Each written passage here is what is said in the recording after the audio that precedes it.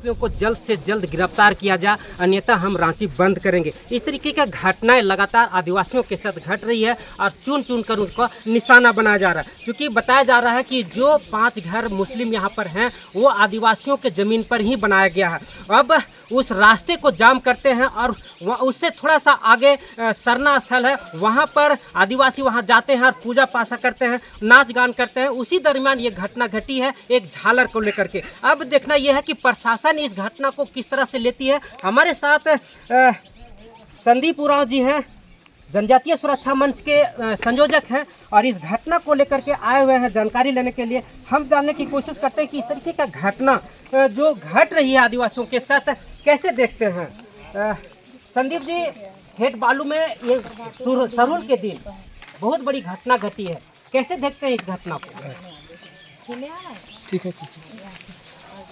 झारखंड प्रदेश में जिस तरह झारखंडियों के साथ में जो घटना घट रही है वो काफ़ी निंदनीय है, ये दुखदायी घटना है।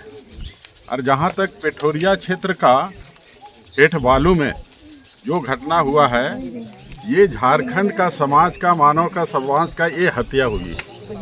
जिस तरह सरहुल महोत्सव को लेकर के सभी उत्सव का स्थिति में रहते हैं और एक योजनाबद्ध तरीका से आदिवासियों का बीच में, आदिवासी का पाहन के साथ में, आदिवासी कोटवार के साथ में, आदिवासी पंजभोरा के साथ में, आदिवासियों की समस्त बेटी बहनों के साथ में योजनाबद्ध तरीका से ये हमला किया गया है। ये काफ़ी निंदनीय है और इस तरह का घटना का हम लोग पुरजोर से विरोध करते हैं। और आने वाला भविष्य में शासन, प्रशासन और सरकार को हम लोग चेतावनी देना चाहते हैं कि अगर आप आदिवासियों को, झारखंड में रहने वाले लोगों को अगर देखभाल करने नहीं सक रहे हैं, संभाल नहीं सक रहे हैं, तो अपना गद्दी को छोड़ देना चाहिए और निश्चित रूप से राष्ट्रपति शासन लगना चाहिए।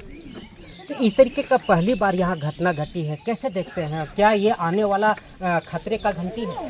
देखिए, आदिवासी लोग तो आज नहीं, झारखंड वाले लोग आज नहीं, ये कई वर्षों से मतलब इनका जो स्थिति है, चाहे सामाजिक रूप से, चाहे धार्मिक रूप से, चाहे सांस्कृतिक रूप से, नित्य दिन इसका हरास हो रहा है और ये चिंता का विषय है। और जिसको जो आधिकारिक रूप से झारखंड को जनजातियों का प्रदेश होने के चलते उसका कल्याण, उसका उन्नति, उनका विकास करने के लिए ये राज्य को अलग किया गया है, ताकि उसका धर्म का रक्षा किया जाए, उसका संस्कृति का संरक्षण किया जाए, उसका जल जंगल जमीन का संवर्धन किया जाए। लेकिन आज तक इस विषय में सरकार फेल है, चाहे कोई भी सरकार हो, ये सरकार पूर्णतः फेल है।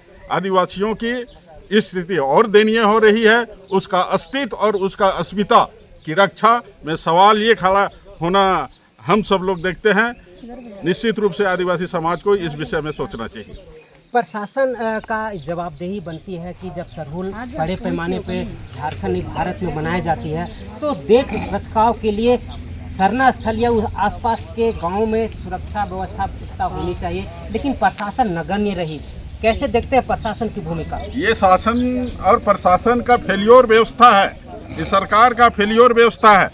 इतनी बड़ी क्षेत्र में इतना बड़ा उत्सव, ईद बीत जाता है, आपका सरहुल महोत्सव आता है, इसका विजिलेंस रिपोर्ट कहाँ रहता है, विजिलेंस कहाँ पर बैठी हुई है, थाना कहाँ पर बैठा हुआ है, प्रशासन कहाँ बैठी है, इसका पैनी नज़र रखनी चाहिए। लेकिन इस तरह का इन लोग मात्र शांति समिति बैठ करके, शांति समिति से 4 गो आदमी को बुला करके इस तरह का औपचारिक रूप से इन लोग बैठक का संपन्न करते हैं और औपचारिक रूप से इस तरह से संदेश देने का काम करता है कि हम शांति के लिए इस क्षेत्र का लोगों के साथ में बैठक कर रहे हैं। तो देखा आपने कि संदीप उरांव जिस तरीके के प्रशासन और शासन के ऊपर सवाल उठाते हुए उन्होंने कहा है कि ये फेल्योर है, सरकार इस शासन को नहीं चला सकती है, इसलिए राष्ट्रपति शासन लगना जरूरी है। क्योंकि आदिवासियों के साथ जिस तरीके के घटने लगातार हो रहे हैं, आने वाला समय में आदिवासी नहीं बच पाएंगे। ये लगातार घटना का अंजाम दिया जा रहा है। आगे हम इनसे बातचीत करेंगे। आरती कुजूर जी हैं और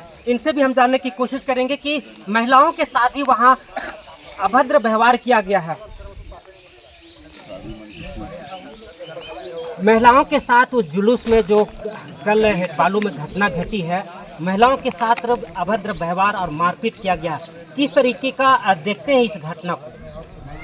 सबसे बड़ी बात तो ये जो पिठोरिया हेटबालू की जो घटना है, इस घटना मतलब झारखंड के जो संस्कृति, इसकी मानसिकता के खिलाफ है, इसका हम विरोध करते हैं।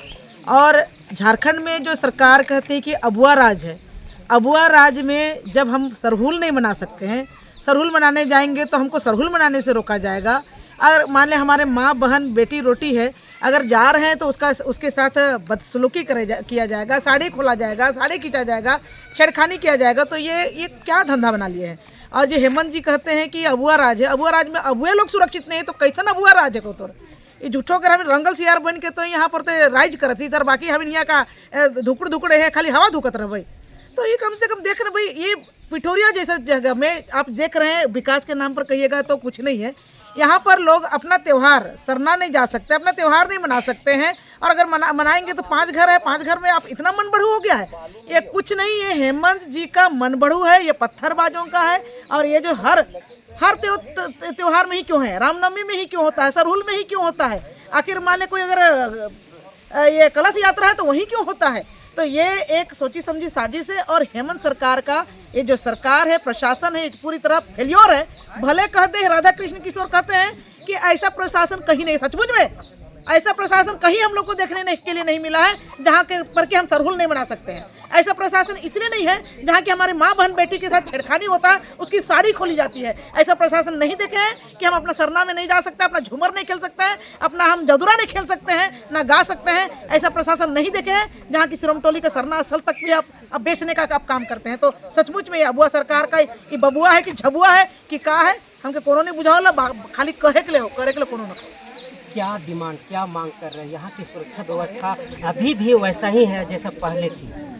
ये सरकार का चूँकि जो स्थिति है सबको जानकारी है, जानकारी होने के बाद जो परिस्थिति है, इनको सुरक्षा मिले। जितने भी हैं, बुजुर्ग हैं, महिला हैं, जवान हैं, क्योंकि हमारे शादी ब्याह है, चाहे पर्व त्योहार में बच्चे हैं, जवान हैं, सब एक साथ निकलते हैं। उनके साथ जो बदसलूकी की है, जो दोषी हैं, अब अविलंब 24 घंटा का, जैसे सब गाँव वाले भी कर 24 घंटे के अंदर गिरफ्तार करो।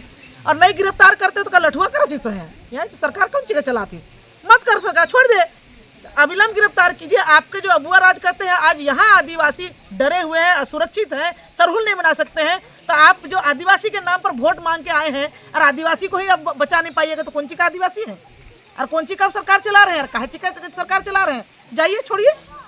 तो इसीलिए गिरफ्तार करें, और नहीं गिरफ्तार करने पर तो फिर हम लोग जितने आज हेटबालू की घटना में इनके साथ हम लोग हैं, और ज़रूरत होगा प्रजातांत्रिक ढंग से आपसे लड़ेंगे, भिड़ेंगे, लेकिन छोड़ेंगे नहीं। तो 24 घंटा का टाइम दिया गया है गांव वालों से, आप भी कह रहे हैं 24 घंटा के अंदर गिरफ्तार किया जाए, नहीं होती है गिरफ्तारी तो क्या होगा? नहीं गिरफ्तारी होती है तो पूरा गांव वाले हम लोग मिलके हैं। आज जो आपका जो चक्का जाम है, बंद है, जो हम प्रजातांत्रिक ढंग से गाँव वाले के साथ बैठेंगे, गाँव वाला का जो बात होगा, बातचीत करके गाँव वाला जो निर्णय करेगा बंद करने का बंद करेंगे, जाम करने का जाम करेंगे, जहां जाना होगा वो करेंगे, गांव वाला के साथ हम लोग। तो देखा आपने कि किस तरीके से गुस्से में है, और इस गुस्से का कारण भी आप जान रहे हैं कि जिस तरीके से आदिवासियों पर लगातार हमले हो रहे हैं, सरहुल मनाने से रोका जा रहा है, आने जाने से रोका जा रहा है, यहाँ पर चलना मुश्किल है। प्रशासन जिस तरीके से इस गांव में अभी एक्टिव हुई है, शायद इससे पहले अगर एक्टिव होती तो शायद ये घटना नहीं घटती। अब गांव वालों ने 24 घंटे का अल्टीमेटम दिया है, यदि 24 घंटे के अंदर कार्रवाई दोषियों पर नहीं होती है तो आने वाला समय में रांची बंद और संवैधानिक तरीके से जो भी कार्रवाई होगी वो किया जाना तय किया जाएगा। फिलहाल हमारे साथ जुड़े रहे न्यूज़ 365 राजेश के साथ।